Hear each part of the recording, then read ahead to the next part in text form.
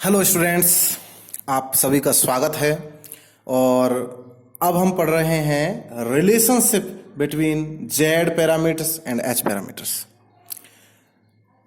Not only relationship between Z and H parameters, किन्हीं भी दो पैरामीटर्स के बीच में अगर रिलेशनशिप हमें फाइंड आउट करनी है तो हमें सेम जो मैं अभी बताने जा रहा हूं आपको यही प्रोसीजर फॉलो करना है। ठीक है, जब भी हमें रिलेशनशिप ज्ञात करनी होती है दो पैरामीटर्स के बीच में तो हम सेपरेटली उनको लिख लेते हैं। जैसे कि जेड पैरामीटर्स के लिए जो दो इक्वेशन थी वो थी v1 equal to z11 i1 plus z12 i2 and v2 equal to z21 i1 plus z22 i2। ये दोनों इक्वेशन जेड पैरामीटर्स की थी।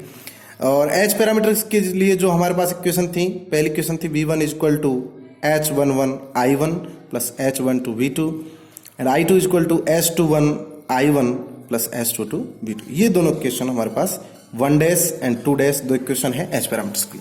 अब देखिए, अगर हमें एच पैरामीटर्स फाइंड आउट करने हैं इन टर्म्स ऑफ जेड पैरामीटर्स तो हमें क्या सोचना है? सबसे पहले हमें सोचना यह है कि जो ये हमें फाइंड आउट करनी है ये इक्वेशन, ये वाली इक्वेशन हमें चाहिए 1 डैश एंड 2 डैश, और किसकी फॉर्म में? जेड पैरामीटर की फॉर्म में। इनसे मतलब जो इक्वेशन नंबर 1 और 2 है इनको हमें इन इक्वेशन की फॉर्म में कन्वर्ट करना है। ठीक है, तो इसके लिए हम क्या करेंगे? सबसे पहले देखिए, जो पहली इक्वेशन है वो v1 की इक्वेशन है i1 और v2 की फॉर्म में, जबकि यहां पे हम देखते हैं जो v1 इक्वेशन है वो i1 और i2 की फॉर्म में। तो हमें क्या करना है?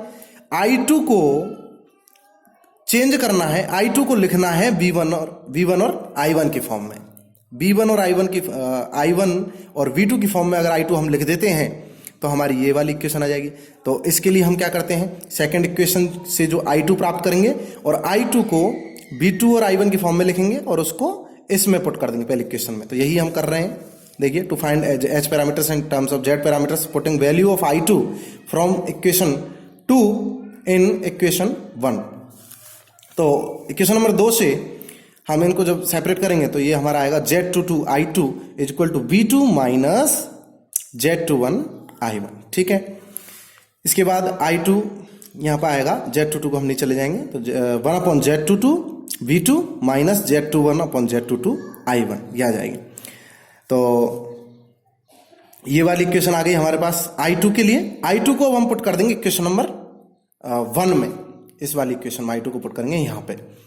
तो देखिए, इक्वेशन नंबर 1 के अनुसार ही v1 equal to z11 i1 plus z12 i2 की हमने वैल्यू पुट कर दी 1 upon z22 v2 minus z21 upon z22 i1। ठीक है, नेक्स्ट स्टेप में v1 equal to z11 i1 इनको हम आपस में मल्टीप्लाई कर लेंगे, ओपन कर लेंगे इस ब्रैकेट को, तो z12 upon z22 v2 minus z12 into z21 upon z22 i1। अब क्योंकि i1 की टर्म्स दो जगह लिख रही हैं, इनको एक साथ लिखेंगे।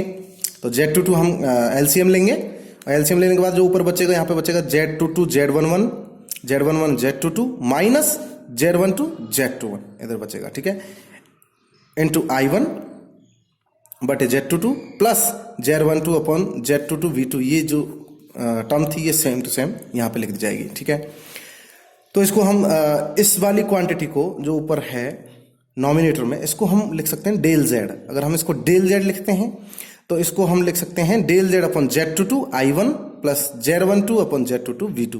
ये इक्वेशन नंबर हो गई हमारी 3, जो कि सिमिलरली जैसे कि इक्वेशन नंबर 1 डैश थी एच पैरामीटर्स के लिए v1 in terms of i1 and v2, हमने भी यहाँ पे v1 को i1 और v2 की टर्म में लिख दिया है। ठीक है, तो हमारी जो रिक्वायर्ड इक्वेशन थी वो हमें प्राप्त हो गई है। अब देखिए, नेक्स्ट स्टेप में यहाँ पे हमने ये डेल z ये माना था हमने, del z equal to z11 z22 minus z12 z21। ठीक है, अब हमें प्राप्त करनी है सेकंड इक्वेशन। जो सेकंड इक्वेशन थी एच पैरामीटर्स की वो i2 in terms of i1 and v2 हमें फाइंड आउट करना था। और हम देखते हैं कि जो सेकंड इक्वेशन थी इससे हम जब i2 प्राप्त करते हैं तो ये बिल्कुल v2 और i1 की फॉर्म में आती है। तो इसलिए हम सेकंड इक्वेशन से, जेड पैरामीटर सेकंड इक्वेशन से i2 फाइंड आउट करेंगे इस तरह से जैसे हमने पहले किया था। i2 equal to 1 upon z22 v2 minus z21 upon z22 i1। इसको हम इधर लिखेंगे i1 के टर्म को, तो यह आ जाएगा minus z21 upon z22 i1 plus 1 upon z22 v2। ठीक है, तो ये दोनों इक्वेशन जो है तीसरी और चौथी, ये बिल्कुल 1 डैश एंड 2 डैश जो एच पैरामीटर्स की जो इक्वेशन है उनके समान है।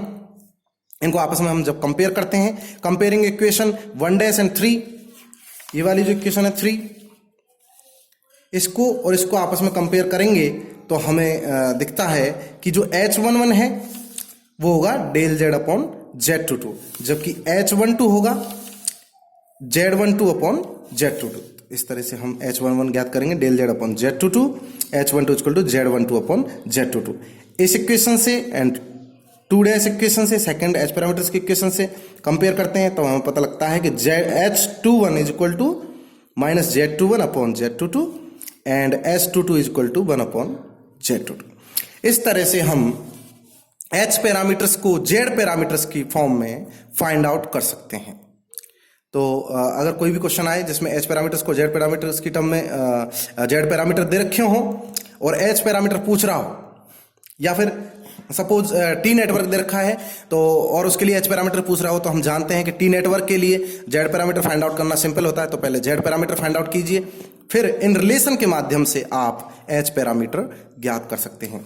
अगर इसी क्वेश्चन में अगर वो H पैरामीटर दे रखे होते और हमसे Z पैरामीटर पूछा जाता तो हम इसको इजीली सेम प्रोसीजर को फॉलो करके जो है कि Z पैरामीटर्स भी H पैरामीटर की टर्म में ज्ञात कर सकते थे। कैसे कि हमें पता है जो Z पैरामीटर्स हैं कि इक्वेशन है दो, V1 इज जो है वो I1 और I2 की टर्म में है, V2 I1 I2 की टर्म में। तो हमें इस तरह से इन दोनों इक्वेशन को रीअरेंज करना है कि इनमें राइट हैंड साइड में I1 I2 आए और लेफ्ट हैंड साइड में V1 और V2 आए। तो देखिए यहाँ पे I1 है लेकिन यहाँ पे V2 है, तो इस V2 को जो है कि हमें चेंज करना पड़ेगा। V2 को यहाँ से हम सेकंड इक्वेशन से लिखेंगे, V2 equal to S22 V2 equal to I2 minus S21 I1, और उससे हमारे पास आएगा V2 equal to 1 upon S22 I2 minus H21 upon S22 I1, और इसको हम इसमें पुट कर देंगे तो इधर जो I1 और I2 की टर्म्स रह जाएंगे, इधर V1 रह जाएगा, तो उस वो इक्वेशन बनेगी, उससे हमको प्राप्त हो जाएंगे Z पैरामीटर के Z11 और Z12। सेकेंड इक्वेशन के लिए सिमिलरली इधर चाहिए V2 और इधर चाहिए I1 और I2 की फॉर्म्स। तो V2 देखो इस सेकंड इक्वेशन तो डायरेक्ट हमें प्राप्त हो जाएगी इस क्योंकि इसमें V2 I1 और I2 ही है, तो इसको रीअरेंज करके हम इस फॉर्म में लिख सकते हैं और जो है कि हम प्राप्त कर सकते हैं Z parameters in terms of H parameters. Thank you friends. Next lecture में हम और दो पैरामीटर्स के बीच में रिलेशन स्थापित करेंगे। So thanks.